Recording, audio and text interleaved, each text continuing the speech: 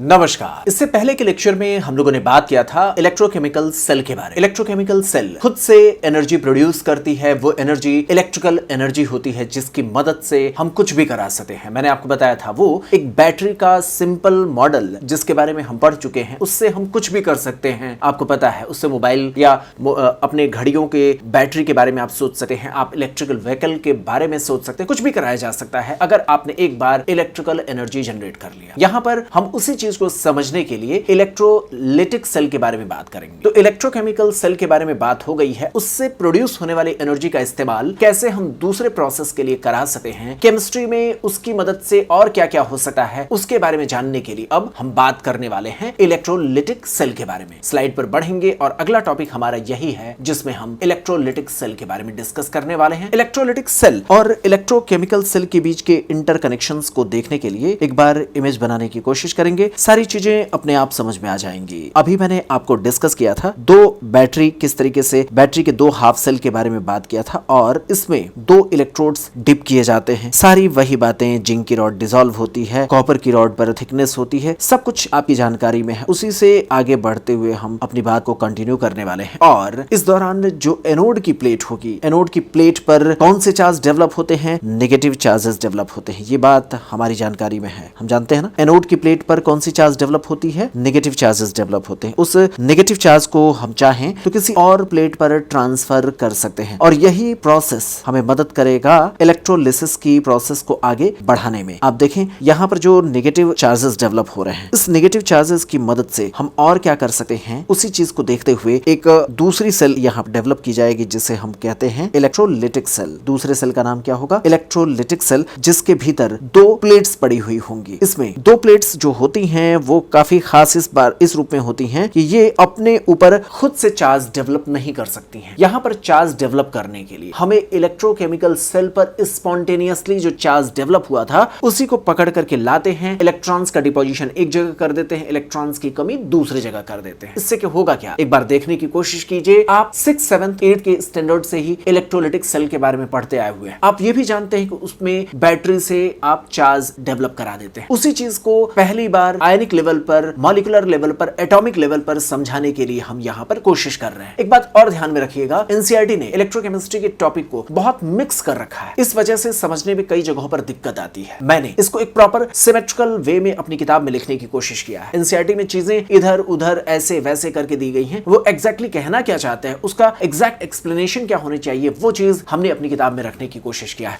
आप यहीं पर देखिए, ये जो चार्जेस हैं ये किस तरीके से ट्रांसफर किए जाएंगे उसके बारे में आप अनुमान लगा सकते हैं। यहाँ पर देखिए जो नेगेटिव चार्जेस हैं वो नेगेटिव चार्जेस इलेक्ट्रॉन्स के फ्लो के रूप में आप देखेंगे तो इलेक्ट्रॉन्स जो यहाँ पर नेगेटिव चार्जेस के रूप में थे वो इलेक्ट्रॉन्स अब यहाँ पर आकर के अपने नेगेटिव चार्जेस को डेवलप करने में मदद कर देते हैं। इस तरीके से इलेक्ट्रोलिटिक सेल जिसको हम नीचे बना रहे हैं वहां पर नेगेटिव चार्जेस आ गए। दूसरी ओर आप इससे अलग बात कह सकते हैं, दूसरी ओर इसके अपोजिट क्या होगा? आप देखिए इसको भी वायर से जोड़ दीजिए और आप जानते हैं जो पॉजिटिव चार्ज इसके ऊपर डेवलप हुआ है वो ट्रांसफर होकर के आप देखिए यहाँ पर जो इलेक्ट्रॉन्स की कमी का जोन आपको नजर आ रहा है वो पॉजिटिव चार्ज खिसक करके आप समझ सकते हैं अब इस प्लेट पर आ जाएगा, इसके इलेक्ट्रोड्स पर आ जाएंगे। यहाँ पर आपको समझने में एक और एक्स्ट्रा बात जानने को मिलेगा कि जहां हम इलेक्ट्रोलिसिस के दौरान इलेक्ट्रोकेमिकल सेल के कंडीशन में एनोड पर नेगेटिव चार्ज दे रहे थे, एनोड इलेक्ट्रोकेमिकल सेल में एनोड पर कौन सा चार्ज हम दे रहे थे? आप देखिए इसके ऊपर नेगेटिव चार्ज डेवलप हो रहा था, जबकि आप इससे अपोजिट देखेंगे इलेक्ट्रोकेमिकल सेल में एनोड पर पॉजिटिव चार्ज होगा। ये बात थोड़ी सी आपको हैरान करने वाली लग सकती है। यहाँ पर दोनों में अपोजिट चार्जेस कैसे हम कह रहे हैं? हमने इलेक्ट्रोकेमिकल सेल में प्लेट पर नेगेटिव चार्ज कहा, जबकि यहाँ इलेक्ट्रोलिटिक सेल में पॉजिटिव चार्ज कैथोड की प्लेट पर क्यों डेवलप हो रही है? ये थोड़ा कंफ्यूजन क्रिएट करता है। घबराने की कोई बात नहीं, अभी मैं हर एक चीज को आपको समझाने की कोशिश करूंगा। और इसके बाद हम नीचे देखते हैं, हमने इलेक्ट्रोकेमिकल सेल में पॉजिटिव चार्ज वाले जगह को, आपको पता है ना इलेक्ट्रोकेमिकल सेल में पॉजिटिव चार्ज जिस पर डेवलप हुआ था उसको हमने कहा था कैथोड, और यह बात कैथोड जो नाम हम देते हैं इलेक्ट्रोलिटिक सेल में कैथोड नेगेटिव चार्ज ले लेता है। दोनों पर चार्जेस एकदम अपोजिट हैं। फिर इस तरीके की अपोजिट बात और कैसे, अगर ऐसे कहेंगे अपोजिट तरीके से तो फिर हम केमिस्ट्री में सिमिलरिटी कैसे ला सकते हैं, चीजों को सिंप्लीफाई कैसे कर सकते हैं, ये हमारे सामने एक बड़ी चुनौती है। लेकिन आपको ध्यान रखना है केमिस्ट्री कुछ सिंपल से फैक्ट्स पर आधारित होता है। यहाँ पर आप देखने की कोशिश करिए, मैंने आपको शुरू से ही बता रखा है कि जहां कहीं पर भी ऑक्सीडेशन ऑक्सीडेशन होगा उसे एनोड कहा जाएगा। एनोड कहने के लिए जो बेसिक फैक्ट है, एनोड के लिए जो सबसे जरूरी चीज है वो है ऑक्सीडेशन की प्रोसेस। जहां कहीं भी ऑक्सीडेशन होगा उसे एनोड कहना है। इस बात को अगर आप फॉलो करेंगे तो 100% आप इस चीज को समझ पाएंगे। ऑक्सीडेशन की प्रोसेस यहां पर होती है और वह प्लेट जहां ऑक्सीडेशन होती है इलेक्ट्रोकेमिकल सेल में वो नेगेटिव चार्ज लिए हुए होता है, और इलेक्ट्रोलाइटिक सेल में जहां पर ऑक्सीडेशन होता है उस प्लेट पर पॉजिटिव चार्ज होती है। इस आधार पर आपको कहने का मौका मिलता है एनोड दोनों जगह अपोजिट चार्जेस इसलिए लिए हुए हैं क्योंकि हमारा बेसिक फैक्ट्स कहता है जहां ऑक्सीडेशन होगा उसे एनोड का या एनोड की प्लेट का नाम देना है। इसी के अपोजिट वाइस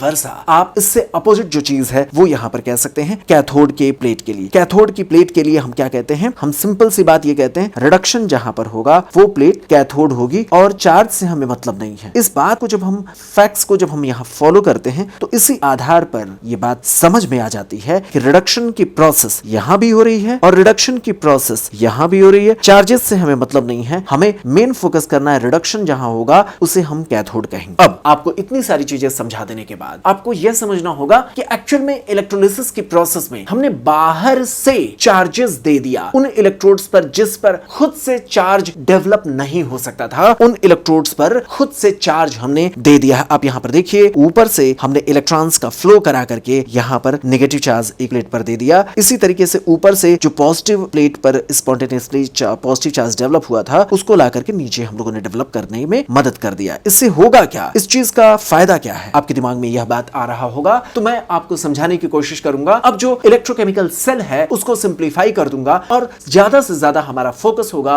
इलेक्ट्रोलाइटिक सेल के बारे में जानने का। यहां पर थोड़ी सी समझ आपको आसानी से आने में थोड़ा मुश्किल होगा, लेकिन अगर एक बार सीक्वेंस आप समझ जाएंगे तो फिजिक्स में करंट इलेक्ट्रिसिटी को समझना आसान हो जाएगा। आपको पता है ये जितने भी सोर्सेस के बारे में हम यहां पर बात कर रहे हैं ये एक्चुअल में डीसी करंट के सोर्स के बारे में बात कर रहे हैं। फिजिक्स और केमिस्ट्री में कोई अंतर नहीं है। आप फिजिक्स में शुरुआती दौर में जितनी भी करंट की बात कर रहे होते हैं वो डायरेक्ट करंट होती है, डीसी करंट हो, जबकि अल्टर एसी करंट जिसके बारे में आप बाद में पढ़ते हैं फिजिक्स में वो चीज अभी हम डिस्कस नहीं कर रहे हैं। अभी हम एसी के सोर्सेस के बारे में बात नहीं कर रहे। ये डीसी का सोर्स है जो फिजिक्स में करंट इलेक्ट्रिसिटी में पढ़ा जाता है, उसी का कैसे जनरेशन होता है वो चीज यहां पर हम देखने को पा रहे हैं। तो आप इस चीज को कैसे समझ पाएंगे ये देखने की कोशिश करिए। अब हम क्या करेंगे, यहां पर जो इलेक्ट्रोकेमिकल सेल होगा, इलेक्ट्रोकेमिकल सेल को ज्यादा फोकस नहीं करेंगे, हम फोकस करेंगे इलेक्ट्रोलाइटिक सेल को। तो आगे से हमारा मकसद होगा नीचे वाले सेल को दर्शाने का, ऊपर वाले को सिंबॉलिक रिप्रेजेंटेशन में हम दर्शाएंगे। कैसे, इस चीज को देख लेते हैं, कोई ज्यादा मुश्किल नहीं है। जैसा आप बचपन से पढ़ते आए हुए वही चीज एक बार फिर से करके देखनी है। हम जानते हैं प्लेट्स हम लगा देते हैं और इसमें इलेक्ट्रोड्स के सिंबल, जो इलेक्ट्रोकेमिकल सेल के इलेक्ट्रोड्स का सिंबल होता है उसमें छोटी सी लाइन जो ड्रॉ करते हैं वो नेगेटिव प्लेट को दर्शाती है और उससे हम अपने बैटरी को जोड़ देंगे। मींस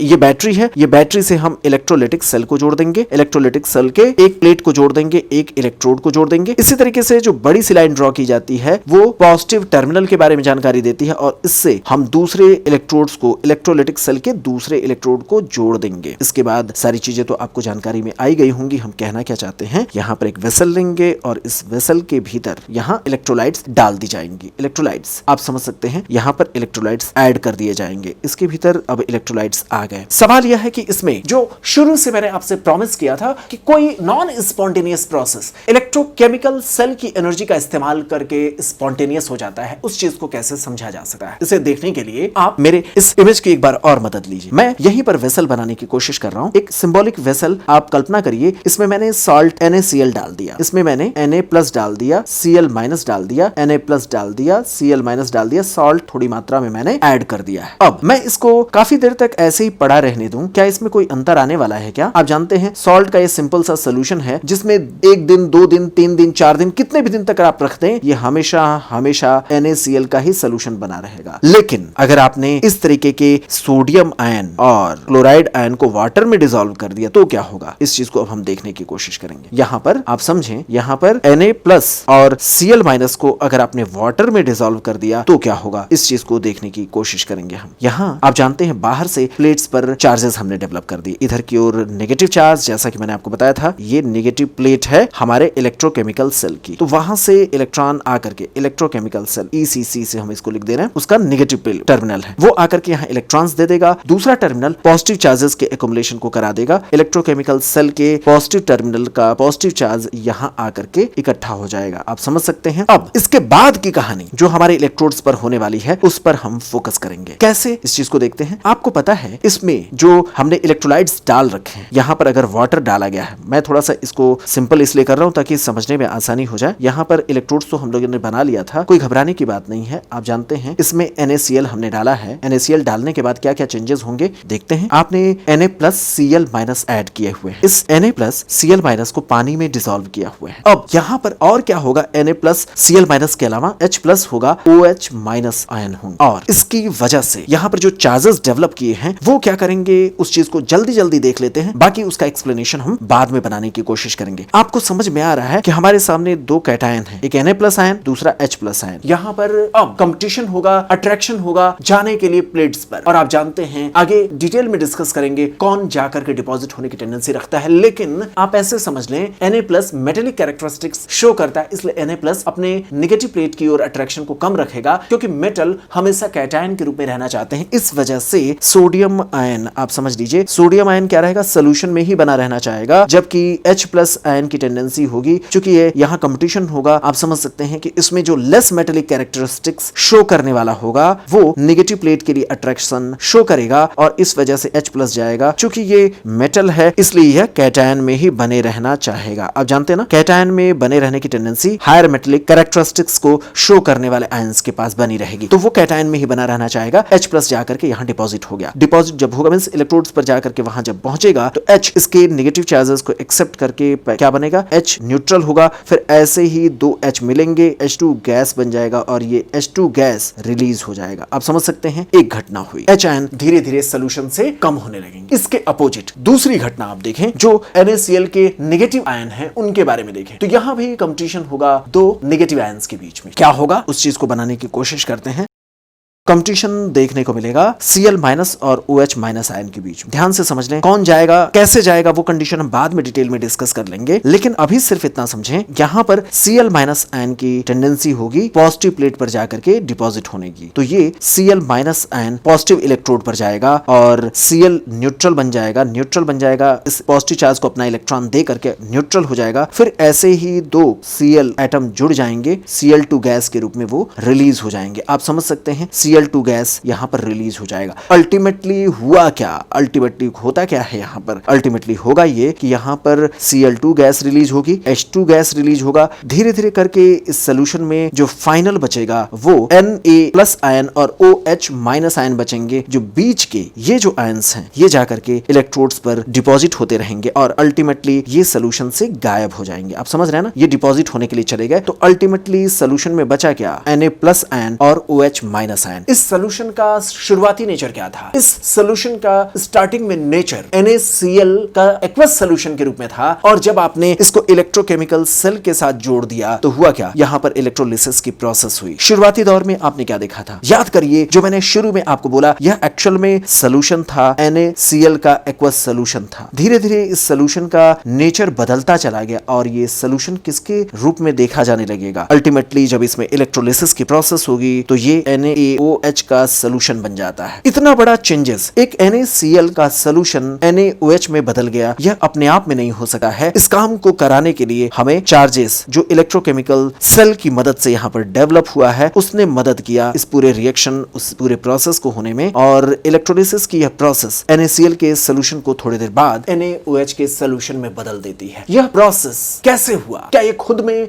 हो सकता था, नहीं हो सकता था। इस काम को कराने के लिए हमें चार्ज डेवलप कराना पड़ा और एक अपने आप से ना होने वाली रिएक्शन को हमने इलेक्ट्रोकेमिकल सेल की मदद से पॉसिबल कर दिया और अल्टीमेटली ये एग्जांपल देखा। तो इलेक्ट्रोलिटिक सेल कैसे फंक्शनल हो सकती है स्लाइड पर देखेंगे, और इलेक्ट्रोलिटिक सेल तभी फंक्शनल हो सकती है जब यहां पर कोई इलेक्ट्रोकेमिकल सेल से अपने चार्जेस ट्रांसफर किए जाएंगे। तो आपको पता है जिंक की प्लेट से, देखिए मैंने जोड़ करके दिखाया है, यहां पर जिंक की प्लेट से नेगेटिव चार्जेस आकर के इलेक्ट्रोलिटिक सेल पर नेगेटिव चार्ज डेवलप करती है। इसी के अपोजिट आप देख रहे हैं हमारी किताब में दिखाया गया है, कॉपर की प्लेट पर जो पॉजिटिव चार्ज डेवलप हुए हैं इलेक्ट्रोकेमिकल सेल के कैथोड पर जो पॉजिटिव चार्ज डेवलप हुआ है वो धीरे धीरे नीचे जाकर के ट्रांसफर होगा और आप देखें यहां पर जो पॉजिटिव चार्ज पहुंचेगा वो प्लेट क्या कहलाती है? एनोड कहलाती है। मैंने आपको बता रखा है, एक जगह बस आप याद रखिए, इलेक्ट्रोकेमिकल सेल में एनोड की प्लेट नेगेटिवली चार्ज होती है जबकि इलेक्ट्रोलिटिक सेल में एनोड की प्लेट पर पॉजिटिव चार्ज होता है। ये चार्ज में डिफरेंसेस हैं लेकिन प्रोसेस एक ही होगा, दोनों ही जगहों पर ऑक्सीडेशन की प्रोसेस होगी। इस चीज में कोई डाउट आपको नहीं होना चाहिए। ध्यान से समझ लीजिए, ऑक्सीडेशन वही होता है जो एनोड की प्लेट होती है। अब आप कहेंगे ऐसा कैसे? तो उसी चीज को यहां पर मैं एक बार फिर से समझाने की कोशिश करूंगा। आप चलिए देख लीजिए, यहां पर ऊपर जो बताया था हमने उसी चीज को एक बार फिर से देखिए। मैंने आपको बताया था यहां जो प्लेट्स एनोड की रही है इलेक्ट्रोकेमिकल सेल, ऊपर मैंने दिखाया था ना, यहां पर एक्चुअल में घटना क्या हुई थी याद है आपको? जिंक के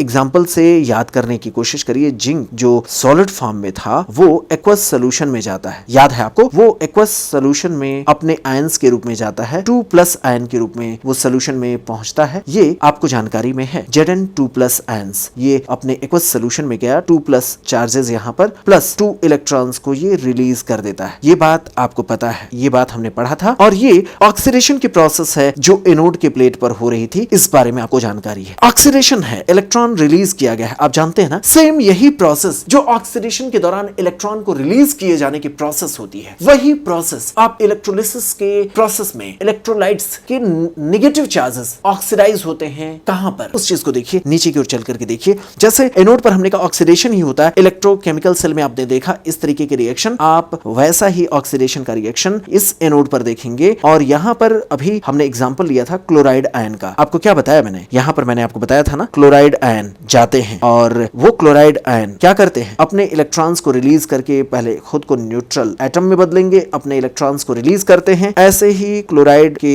2 न्यूट्रल एटम आपस में मिल करके क्लोरीन गैस के रूप में रिलीज हो जाते हैं। ये बात मैंने आपको बताया। और इस बात को चूंकि आप समझ सकते हैं, इलेक्ट्रॉन रिलीज हुआ, इलेक्ट्रॉन रिलीज होने की प्रोसेस कहां पर होती है? आप जानते हैं एनोड पर होती है। और सिंगल जो फैक्ट्स है कि चार्जेस से हमें प्लेट के चार्जेस से मतलब नहीं है। आप जानते हैं यहां पर अगर पॉजिटिव चार्ज नहीं होता तो ये Cl- अट्रैक्ट होकर के वहां पर नहीं जाता। चूंकि ये पॉजिटिव चार्ज डेवलप हुआ है तभी Cl- आयन गया है, तभी यहां पर ऑक्सीडेशन हुआ है, इलेक्ट्रॉन रिलीज हुए हैं। तो बेसिक फैक्ट ये है कि एनोड की प्लेट पर ऑक्सीडेशन होना है चाहे जैसे हो। तो इलेक्ट्रोकेमिकल सेल में वहां पर नेगेटिव चार्ज डेवलप हो रहा था, आप ऊपर की ओर देखें, क्योंकि उसने अपने इलेक्ट्रॉन्स को रिलीज करके आप देखिए प्लेट पर ही नेगेटिव चार्जेस डेवलप करा दिए थे। ये बात आपने देखा था, यहां पर नेगेटिव चार्जेस उसने अपने इलेक्ट्रॉन को छोड़ करके कर दिया था। जबकि इसके अपोजिट यहां पर आप देख रहे हैं वो अपने इलेक्ट्रॉन को जाता है और पॉजिटिव चार्ज के साथ न्यूट्रलाइज हो जाता है। ये चीज आप देख रहे हैं। प्रोसेस बेसिक एक ही होनी चाहिए, ऑक्सीडेशन हमेशा एनोड के प्लेट पर होती है, ये बात आपको याद रखें। इसके अपोजिट आप कैथोड पर सोच सकते हैं। मैंने आपको बताया था, सारी चीजें याद है। यहां पर आपको बताया था ना, इलेक्ट्रोकेमिकल सेल में कैथोड के प्लेट पर क्या रिएक्शन हुआ था, याद करिए। सारी चीजें आपको पता है। वहां पर क्या होता है, Cu2+ आयन जो सोल्यूशन में थे वो इलेक्ट्रॉन्स को एक्सेप्ट करते हैं न्यूट्रल एटम से। जो इलेक्ट्रोड के न्यूट्रल एटम होते हैं उनसे इलेक्ट्रॉन खींच करके अपने आप को न्यूट्रलाइज होते हैं। ये जानकारी आपको है। इलेक्ट्रोकेमिकल सेल की पूरी प्रोसेस आपको पता है। रिडक्शन की प्रोसेस मैंने आपको बता रखा है। रिडक्शन की प्रोसेस कहां पर होती है? कैथोड की प्लेट पर होती है। इस वजह से यहां पर आप देख रहे हैं, यहां जो प्रक्रिया हुई है वो पॉजिटिव चार्ज इलेक्ट्रोड पर डेवलप कर देती है। जबकि इसके अपोजिट इलेक्ट्रोलिटिक सेल में आपने क्या देखा? इलेक्ट्रोलिटिक सेल में आप देखेंगे H+ आयन, यहां पर आपको जानकारी में है ना, यहां जो नेगेटिव प्लेट जो डेवलप हुआ, आप यहां पर देखिए जो नेगेटिव चार्जेस डेवलप हुए हैं, इसके अट्रैक्शन में H+ सोल्यूशन का गया, उसने इलेक्ट्रोड के इलेक्ट्रॉन को खींच करके अपने आप को H एटम में बदला और उसके बाद ऐसे ही H एटम 2 मिल करके H2 गैस बना लेते हैं। इस बारे में आपको जानकारी है। और ये डिपोजिशन कहां पर हुआ? कैथोड की प्लेट पर हुआ, जहां पर इलेक्ट्रॉन एक्सेप्ट किया गया था। बेसिक फैक्ट ये है कि रिडक्शन की प्रोसेस जब भी होगी वो कैथोड की प्लेट पर होगी। ये बात आपको ध्यान में रखना है। किताबों में इतना कंफ्यूजन रहता है कि हम इस कोर कॉन्सेप्ट को अपने दिमाग में याद नहीं रख पाते हैं। इसी चीज को समझाने के लिए हमने स्लाइड पर अपनी किताब में इमेज की मदद लिए हुए हैं। तो आप देखें जो चार्जेस स्पॉन्टेनियसली डेवलप हो रहे थे इलेक्ट्रोकेमिकल सेल पर, वो ट्रांसफर कर दिए जाते हैं इलेक्ट्रोलिटिक सेल पर। और इसी तरीके से आप देख रहे हैं कैथोड की प्लेट पर, इलेक्ट्रोकेमिकल सेल के कैथोड की प्लेट पर जो डेवलप होने वाला पॉजिटिव चार्ज था वो ट्रांसफर कर दिया जाता है इलेक्ट्रोलिटिक सेल के पास। इस तरीके से ऐसे रिएक्शन जो अपने आप से नहीं हो सकती थी वो इलेक्ट्रोलिटिक सेल में हो पाती हैं। यहाँ पर अगले इमेज में मैंने अपनी किताब की उन्हीं सारी प्रोसेस को बहुत डिटेल में पॉइंट वाइज समझाने की कोशिश किया है। कुछ non spontaneous reaction spontaneous reaction में इसलिए हो पाती हैं क्योंकि उसे बैटरी से हमने जोड़ा है। यहाँ पे with the help of battery ये प्रोसेस हो पाती हैं क्योंकि बैटरी या इलेक्ट्रोकेमिकल सेल अपने चार्जेस को वहां पर एक्यूमुलेट करने का मौका देता है। यही बात हमने पॉइंट नंबर 2 में बताया है और नेक्स्ट पॉइंट नंबर 3 में भी इसी के आगे बढ़ते हुए हमने बताया है कि किस तरीके से इलेक्ट्रोकेमिकल सेल इलेक्ट्रोलिटिक सेल को फंक्शनल होने में मदद करता है। एक बेसिक समझ जब हमारे पास आ जाती है तो अगले प्रोसेस में हम समझने की कोशिश करेंगे इलेक्ट्रोलिसिस के बारे में और यहां पर जानने की कोशिश करेंगे कैसे इलेक्ट्रोकेमिकल सेल और इलेक्ट्रोलिटिक सेल के बीच में इंटरकनेक्शन है। इलेक्ट्रोकेमिकल सेल को वहां पर सिंपली हम बैटरी या सेल का नाम देते हैं। उसके डिटेल ऑब्जर्वेशन के बारे में आपकी जानकारी होनी चाहिए। बात पूरी तरीके से क्लियर हो गई है। अब हम पूरा का पूरा फोकस इलेक्ट्रोकेमिकल सेल पर नहीं करेंगे, हम पूरा का पूरा जो फोकस करेंगे वो इलेक्ट्रोलिटिक सेल पर फोकस करेंगे। वहां पर कैसे चार्जेस जाकर के डिपॉजिट होते हैं उसके बारे में हम बात करेंगे और यहां पर आयंस कितना मूव करेगा, कितना तेजी से जाएगा डिपॉजिट होने के लिए, कितना तेजी से प्रोडक्ट फॉर्म होंगे, कैसे ये सारी चीजें होंगी उनके बारे में बात करेंगे। केमिस्ट्री में कोई भी चीज हम रटते नहीं हैं, ये बात बहुत अच्छे तरीके से समझ लीजिए। हम यहाँ पर जो भी चीज पढ़ रहे हैं उसका इनऑर्गेनिक केमिस्ट्री में एप्लीकेशन हमें पढ़ना होता है। अब देखिए जब आप इनऑर्गेनिक केमिस्ट्री में बात करेंगे NaOH के बनाने की प्रोसेस के बारे में, सोडियम हाइड्रोक्साइड के बनाने की प्रोसेस के बारे में इनऑर्गेनिक केमिस्ट्री में हमें स्टडी करना है और वहां पर हम कहेंगे NaCl का एक्वस सॉल्यूशन में इलेक्ट्रोलिसिस कराई जाती है। यही प्रोसेस जो मैं आपको समझाया हुआ हूं यहां पर जो आप देख रहे हैं यही प्रोसेस आपको इनऑर्गेनिक केमिस्ट्री में पढ़ने को मिलेगा, जिसमें मैं आपको बताऊंगा किस तरीके से NaCl के एक्वस सॉल्यूशन की मदद से हम NaOH का सॉल्यूशन बनाते हैं। इस पूरी प्रोसेस में हुआ क्या सारी चीजें आप जानते हैं। केमिस्ट्री हमेशा एक दूसरे से मिली जुली हुई होती है और NaOH हमारे लिए बहुत जरूरी चीज होती है। उसके द्वारा हम बहुत सारे फंक्शनल एप्लीकेशंस हम अपनी सोसाइटी में देखते हैं। हम सोप बना सकते हैं, NaOH का और भी बहुत सारा एप्लीकेशन है। तो इंडस्ट्रीज में NaOH बनाने के दौरान कोई कंपनी किन किन बातों का ध्यान रखेगी, NaOH कैसे बनेगा, कितना तेजी से वहां पर आयंस जाकर के डिपॉजिट होंगे। आप देखिए ना ये तभी बन पाया जब आपने देखा यहाँ पर H+ आयन Cl- आयन जाकर के इलेक्ट्रोड्स पर डिपॉजिट होते गए तो सोल्यूशन में अल्टीमेटली बचा क्या, अल्टीमेटली दो चीजें बची। H+ आयन जब जाकर के डिपॉजिट हो जाता है तो सोल्यूशन में बचता है Na+ आयन और इसी तरीके से जब Cl- आयन जाकर के डिपॉजिट हो गया तो सोल्यूशन में बचा OH- आयन। अल्टीमेटली सोल्यूशन हो गया हमारा NaOH का। हम एक इंडस्ट्री खोले हुए मान लीजिए, कल्पना करिए हम एक इंडस्ट्रियलिस्ट हैं तो हमारी कोशिश क्या होगी, हम केमिस्ट को किस बात पर फोकस करेंगे, हमें ज्यादा से ज्यादा मकसद होगा NaOH कैसे जल्दी से जल्दी बनाया जाए और इस बनाने के दौरान जितना तेजी से आप कल्पना कर सकते हैं H+ आयन जाके डिपॉजिट होगा, क्लोराइड- आयन कितना तेजी से जाकर के डिपॉजिट होगा, उसके बाद NaOH बनेगा। आप समझ सकते हैं ना। इसका मतलब ये है कि डिपॉजिशन की प्रोसेस इलेक्ट्रोड पर जितना जल्दी जल्दी होगा रिमेनिंग सोल्यूशन NaOH का बन पाएगा। और इस दौरान आपको पढ़ना होगा लॉ ऑफ इलेक्ट्रोलिसिस, कैसे डिपॉजिशन होगा, कितना तेजी से होगा, कौन ज्यादा तेजी से प्रोडक्ट बना सकेंगे, हमारी इंडस्ट्री में कौन से इलेक्ट्रोलिसिस की प्रोसेस का कितना बेहतर हम एप्लीकेशन बना सकते हैं, वो सारी चीजें समझाने के लिए हमारी मदद करेगा फैराडे लॉ। आप समझ सकते हैं, आप एक इंडस्ट्रियलिस्ट हैं, आप तमाम तरीके के केमिस्ट्री से रिलेटेड एनालिसिस करने वाले एक्सपर्ट्स को आपने रखा है। आप चाहते हैं लो कॉस्ट पर NaOH ज्यादा से ज्यादा बने, तो आप क्या कहेंगे, आप चाहेंगे ना कम खर्चे में ज्यादा से ज्यादा NaOH तभी बनेगा जब जल्दी से जल्दी डिपॉजिशन होता जाएगा, रिमेनिंग सोल्यूशन में Na+OH- आयन बचेगा। आप लगातार वहां के साइंटिस्ट लोगों से कहेंगे अब जल्दी जल्दी बनाइए, सस्ती कीमत पे बनाइए, तभी आप ज्यादा प्रॉफिटेबल हो सकते हैं। एज ए इंडस्ट्रियलिस्ट आप वहां पर यही सोचेंगे और उस प्रोसेस को कितना अच्छे से बना सके उसकी डिटेल एनालिसिस कैसे दूसरे केमिस्ट्री के एक्सपर्ट करेंगे, वही चीज आप यहां पर देख रहे हैं, आप समझ रहे हैं। और इसी बात को फैराडे ने अपने लॉ के अकॉर्डिंग समझा। और न सिर्फ इस पूरी डिपोजिशन की प्रोसेस में आप फैराडे लॉ को पढ़ेंगे, सोचिए किस हद तक हमने केमिस्ट्री के उस एसेंस को पहचानने की कोशिश की है, वहां तक पहुंचने की कोशिश की है। ध्यान से समझ लीजिएगा, करंट इलेक्ट्रिसिटी का नाम मैंने बार बार आपके साथ लिए हुए है, आपके सामने करंट इलेक्ट्रिसिटी के नाम को मैं बार बार ले रहा हूं और ध्यान से इस बात को अपने दिमाग में रखिएगा कि दो नियमों के बारे में हमें करंट इलेक्ट्रिसिटी में पढ़ना होता है। एक ओम्स लॉ के बारे में हम बात करते हैं और दूसरा फैराडे लॉ के बारे में हम बात करते हैं। तो आपको पता होना चाहिए यहां पर जब हम बात करें तो हम यहां पर दो लॉ के बारे में बात करेंगे, एक ओम्स लॉ की बात करेंगे और दूसरा फैराडे के लॉ की बात करेंगे। कितना ये बेसिक और हमारे लिए लॉजिकल लॉ हैं, इसके बारे में आपको तब पता चलेगा जब आप इन आयंस के मूवमेंट के बारे में पढ़ेंगे। ध्यान से समझे रहिएगा, ये किताबों में रटाई जाती है। एक बात बहुत अच्छे तरीके से समझ लीजिए। नेक्स्ट लेक्चर में हम इन्हीं के बारे में डिस्कस करने वाले हैं। और एक बात समझ लीजिए कि जो मेटेलिक जो कंडक्टर्स होते हैं उनमें ओम्स लॉ, मेटेलिक कंडक्टर्स का मतलब क्या, करंट इलेक्ट्रिसिटी के बारे में जब आप बात करेंगे, वायर की बात करेंगे, तो वहां पर आप ओम्स लॉ के बारे में पढ़ेंगे। ऐसे ही ओम्स के लॉ के बारे में आप इलेक्ट्रोलिटिक कंडक्टर्स के बारे में भी बात जब करेंगे तो भी आप ओम्स लॉ के बारे में पढ़ेंगे। तो इलेक्ट्रोलिटिक कंडक्टर्स यानी इलेक्ट्रोलिटिक कंडक्शन की जो प्रोसेस होती है वहां पर भी आप ओम्स लॉ के बारे में पढ़ने का मौका पाएंगे। ओम्स लॉ आप यहां पर भी पढ़ेंगे और आगे 12th की फिजिक्स में वायर के भीतर जब करंट बह रही होती तो उस समय भी ओम्स लॉ का एप्लीकेशन आपको पढ़ने को मिलेगा। ये बहुत ही बेसिक सी बात है और आपको ध्यान से समझना है कि ये जो इलेक्ट्रोलिसिस में ओम्स के लॉ को फॉलो कैसे करेंगे, ये क्यों हमारे लिए जरूरी है, इसको हम अगले टॉपिक में जब बात करेंगे तो बताएंगे कंडक्टेंस, कंडक्टिविटी, मोलर कंडक्टिविटी के बारे में। और आपको पता होना चाहिए, अगर आप याद किए हुए हो सॉलिड स्टेट के बारे में, तो वहां पर लास्ट में जब हम पहुंचते हैं तो कंडक्टिविटी की बेसिस पर सॉलिड सब्सटेंसेस को, याद है आपको, कंडक्टिविटी की बेसिस पर हम सॉलिड सब्सटेंसेस को